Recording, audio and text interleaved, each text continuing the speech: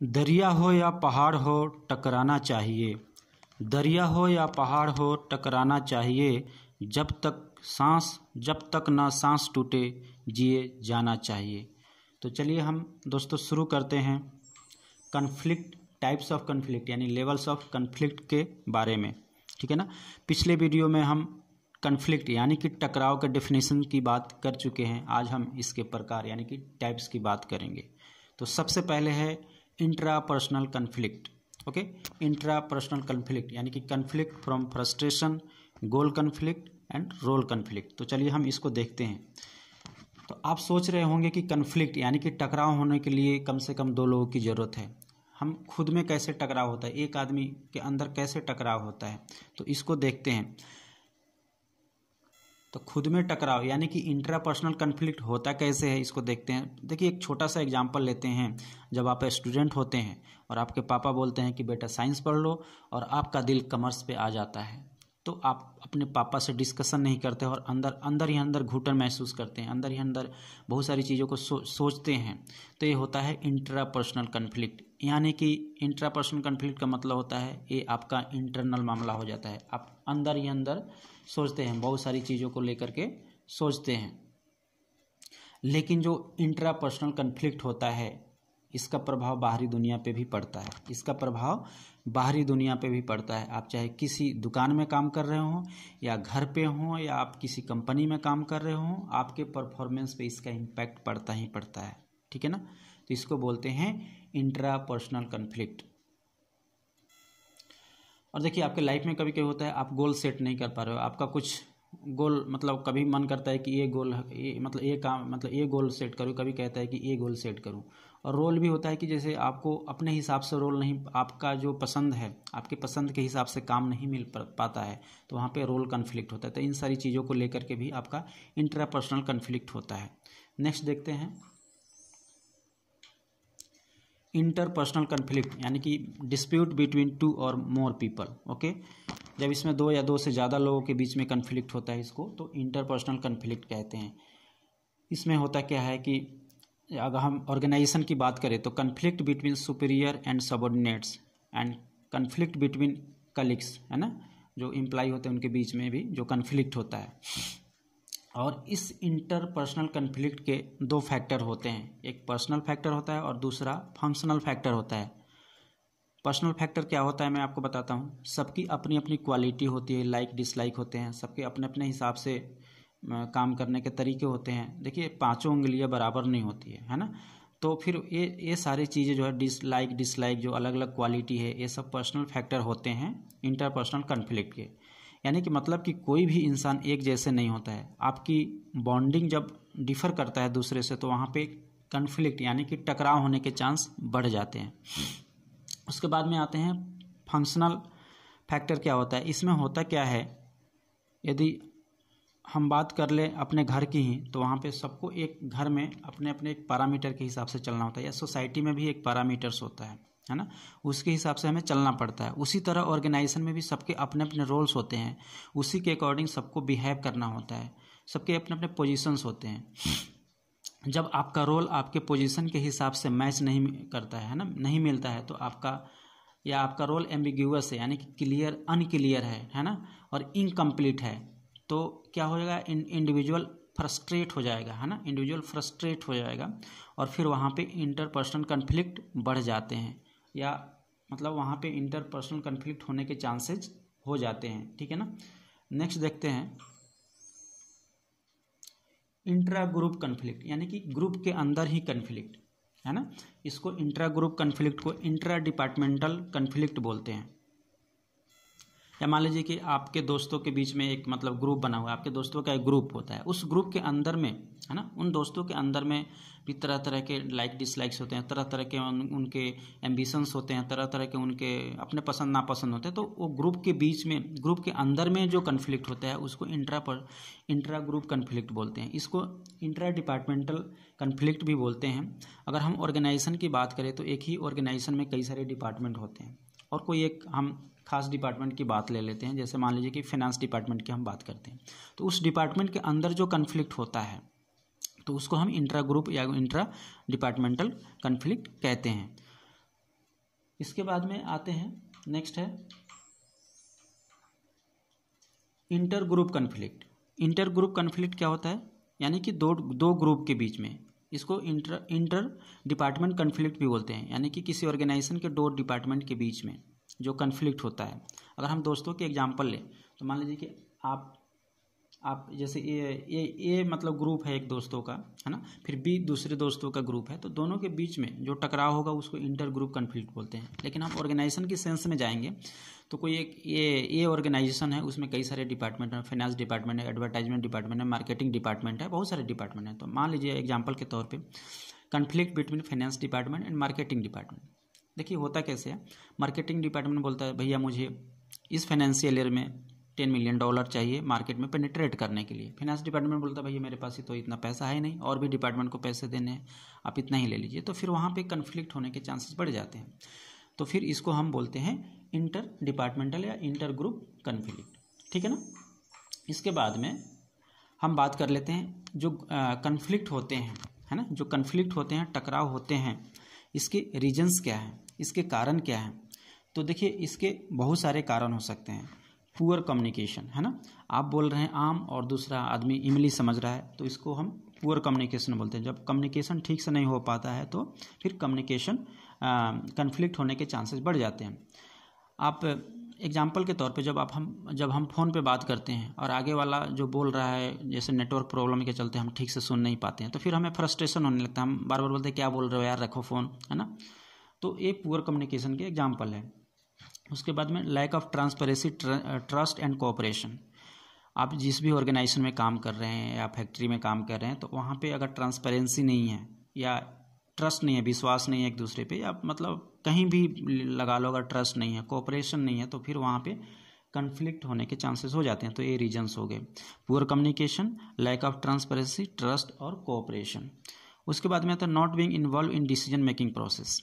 आप किसी ऑर्गेनाइजेशन में मान लो आप मैनेजर हैं और आपको जो डिसीजन मेकिंग है उसमें इन्वॉल्व नहीं किया जाता है, या किसी ऑफिस में आप हैं 10 लोग हैं और कोई किसी मामले पर डिस्कशन होता है और आपको उसमें इन्वॉल्व नहीं किया गया और आपके ऊपर सीधे सीधे काम थोप दिया गया, तो वहाँ भी फिर कन्फ्लिक्ट होते हैं। Trusting on rumours then reality. कभी कभी क्या होता है, बहुत सारे र्यूमर्स होते रहते हैं अपने सोसाइटी में, परिवार में, है ना, आप जहाँ काम करते हैं वहाँ पे कई सारे र्यूमर्स होते रहते हैं, यानी कि अफवाह होते हैं। तो कभी कभी हम अफवाहों पे विश्वास कर लेते हैं और उसी के हिसाब से हम रिएक्ट करते हैं। तो ऐसा नहीं होना चाहिए, अफवाह पे विश्वास नहीं करना चाहिए, रियलिटी क्या है उसको पहले चेक करना चाहिए। उसके बाद में disagreement on who does what, है ना। तो देखिए आप जिस भी ऑफिस में काम करते हैं ऑर्गेनाइजेशन में, वहाँ पे सबके अपने अपने रोल्स होते हैं, असाइन होते हैं, लेकिन बहुत सारे ऐसे काम होते हैं कि जो असाइन नहीं होते हैं, जो टास्क डायरेक्टिव में नहीं होते हैं, तो वो फिर जो मैनेजर होता है उसके ऊपर डिपेंड करता है कि वो किसको काम देगा, ठीक है ना। तो फिर अगर वो फिर गलत आदमी को काम दे दिया, एक ही आदमी को बार बार दे रहा है, किसी को ज़्यादा दे दिया, किसी को कम दे दिया, तो अगर ये मैनेजमेंट नहीं कर पा रहा है तो फिर यहाँ भी कन्फ्लिक्ट होने के चांसेज बढ़ जाते हैं, ठीक है ना। उसके बाद में आता है conflicting values, ideas, goals etcetera. सभी लोग एक तरह से नहीं होते हैं, सबके वैल्यूज अलग अलग होते हैं, आइडिया अलग अलग होते हैं, सबके मत अलग अलग होते हैं, तो फिर वहाँ भी कन्फ्लिक्ट होने के चांसेस हो जाते हैं। फॉर एग्जांपल एक ऑफिस में 10 लोग हैं, ठीक है ना। तो देखिए उसमें कुछ लोग होते हैं कि जो दारू पीने वाले होते हैं, कुछ लोग होते हैं कि दारू पीने वाले नहीं होते हैं, तो फिर उनके फिर अलग अलग वैल्यूज हो गए, तो यहाँ भी फिर उनके बीच में मतभेद होने के चांसेस हो सकते हैं, ठीक है ना। इसी तरह से, ठीक है ना। उसके बाद में इनएबिलिटी टू इवेल्युएट लीडर्स। तो आपके जो लीडर हैं, आपके जो बॉस हैं, उनको अगर आप ठीक से इवेल्युएट नहीं कर पा रहे हैं तो वहाँ भी चांसेस बढ़ जाते हैं। Poor defined goals. अगर ऑर्गेनाइजेशन के गोल ठीक से डिफाइन नहीं है, भाई इस ऑर्गेनाइजेशन को करना क्या है ना, इस ईयर में क्या अचीव करना है, उसके मिशन क्या है, उसके विजन क्या है, तो वहाँ भी कन्फ्लिक्ट होने के चांसेस बढ़ जाते हैं। Leadership problem. अगर लीडर ठीक नहीं है, बॉस ठीक नहीं है, तो फिर वहाँ पे फिर सबका रहना मुश्किल हो जाएगा। उसके बाद में आता है attitude of passing the buck. Passing the buck का मतलब होता है कि अपनी रिस्पॉन्सिबिलिटी, अपनी मिस्टेक, है ना, अपनी गलती को दूसरे के ऊपर थोप देना, तो ये होता है attitude of passing the buck. तो ऐसे जो करता है फिर वहाँ पे भी झगड़ा होना ही होना है। Lack of understanding subordinates job content. अगर सुपीरियर है, बॉस है, तो अगर ठीक से जो सबऑर्डिनेट्स को समझ नहीं पा रहा है कि वो क्या, उसका जॉब क्या है, वो कैसे करता है, तो फिर वहाँ भी प्रॉब्लम होता है। Resistant to change environment. देखिए परिवर्तन ही संसार का नियम है, change is the rule of world. तो होता क्या है कि कई लोग होते हैं चेंज को स्वीकार जल्दी नहीं करते हैं। जैसे आजकल डिजिटाइजेशन का ज़माना चल रहा है, पहले ऑफिस में देखते होंगे कि रजिस्टर पे काम होता था, आजकल वो सब धीरे धीरे ख़त्म हो रहा है और मतलब कि डिजिटाइजेशन की ओर दुनिया बढ़ रही है। तो जो पुराने लोग हैं जिनको कंप्यूटर्स नहीं आते हैं या बहुत सारे प्रॉब्लम हैं, तो वो लोग फिर इस चेंज को स्वीकार नहीं करते हैं। तो चेंज तो होते रहते हैं, आपको स्वीकार करना पड़ेगा। तो जब भी चेंज होता है, चेंज होने की बात होती है, तो कुछ दिन कन्फ्लिक्ट चलता है, ठीक है ना।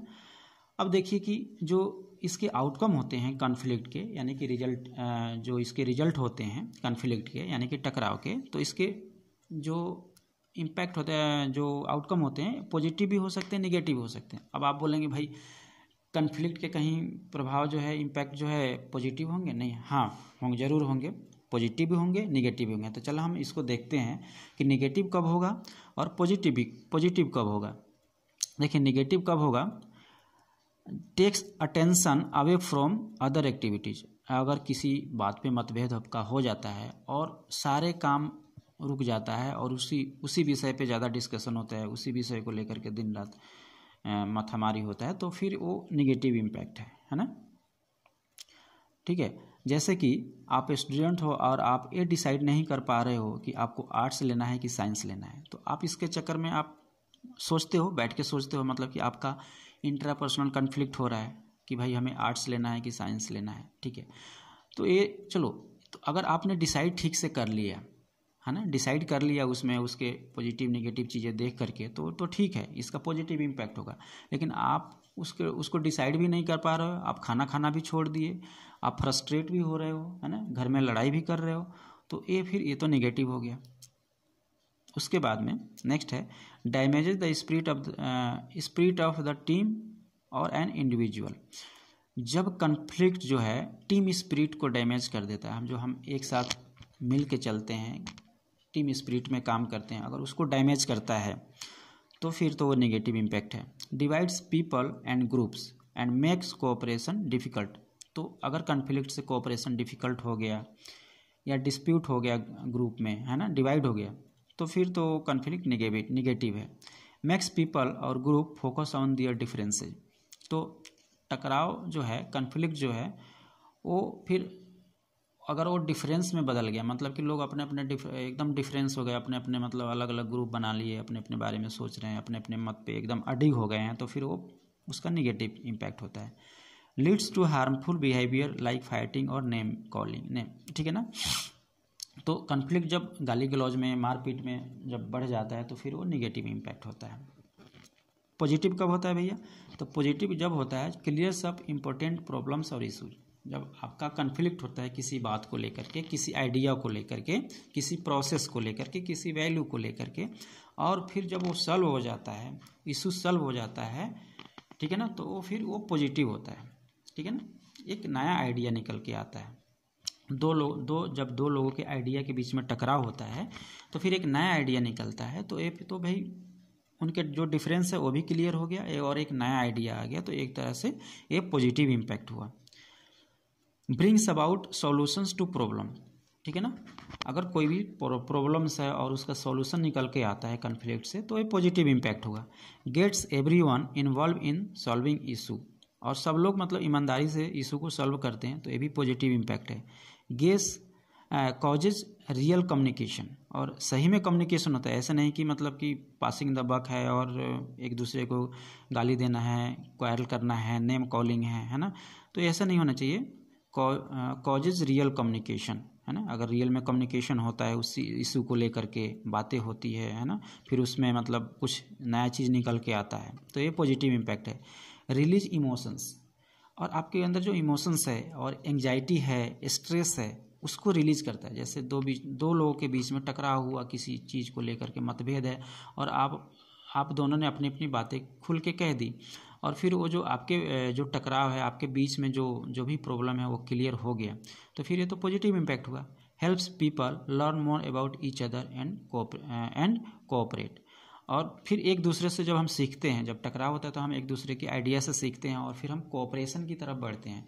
तो इस तरह से ये पॉजिटिव इम्पैक्ट हुआ। तो चलिए दोस्तों, हमने आज देखा कि जो कन्फ्लिक्ट है इसके क्या क्या टाइप्स है, इसके लेवल्स क्या क्या हैं, इसके फिर हमने रीजन्स की बात की और हमने इसके आउटकम्स यानी कि इसके हम जो रिजल्ट है इसका बात किया, और इसका जो डेफिनेशन हम पिछले वीडियो में ही देख चुके हैं, तो आप वहाँ जा कर के चेक कर सकते हैं। तो चलिए हम ख़त्म करते हैं अपने वीडियो को, ठीक है ना। लेकिन एक शेर के साथ ख़त्म करते हैं। सीढ़ियाँ उन्हें मुबारक हो जिन्हें छत तक जाना है। सीढ़ियाँ उन्हें मुबारक हो जिन्हें छत तक जाना है। मेरी मंजिल तो आसमां है, रास्ता मुझे खुद बनाना है। Thank you.